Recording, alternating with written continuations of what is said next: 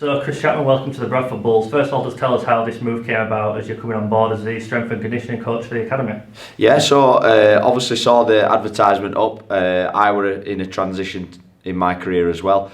Saw the advertisement, stuck an application in, something I wanted to get back into aside from football, being in football for quite a while, so I wanted to get back to my roots, I suppose.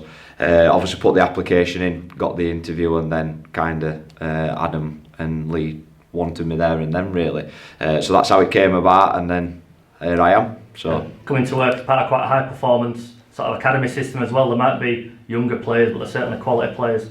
Definitely, yeah. I mean, obviously our objective is based on what the coach requires really. So on my first day, I basically sat down with Lee and said, what do you want out of these lads?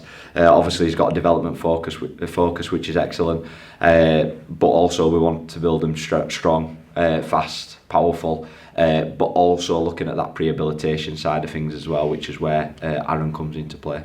So with a reserve system in play, and then it's quite a thin first team squad as well, there might be some chances for the under 18 lads to go into the reserves as well, so your role as strength and conditioning will be even more important. Agreed. So there's got to be that link between obviously ourselves and the first team as well. So that's where myself and Adam have meetings to discuss what Adam is actually looking for out of these lads. So it might be movement patterns. Can they move effectively and efficiently, not only within a gym scenario but in a game as well. So that's kind of our focus when we're developing the plans. You've had a few evenings down at Tong now. What do you make of the facilities? Absolutely fantastic. I mean, first day, I came here for my interview.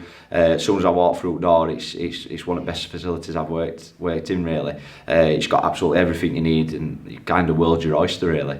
And you bring plenty of experience to the role as well. You've been with Dewsbury and Sheffield. Yeah. So I've done a few times at Dewsbury under Glenn Morrison. Did a little bit similar with Sheffield, which we're working with their academy as well.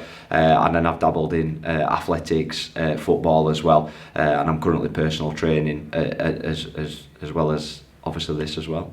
So how important is the strength and conditioning side of things now? So all people can think about is the on the field action, but this preparation, especially this time of year, is really important for their development as well. Absolutely massive. I mean, yeah, coach is speaking about that magic 1%, because that's sometimes win or loss, and this is where it's at. Obviously the cold nights, evenings, foggy, but this is where all hard work is. You're looking at the cardiovascular foundation, you're looking at building that strength and then turning it into powerful athletes who can go for longer than 80 minutes. And again, I don't think fans and people who watch the game actually see this part of it, where we're actually building athletes from kind of beginning, really. So it's absolutely massive, imperative. Again, coaches have an impact on it as well.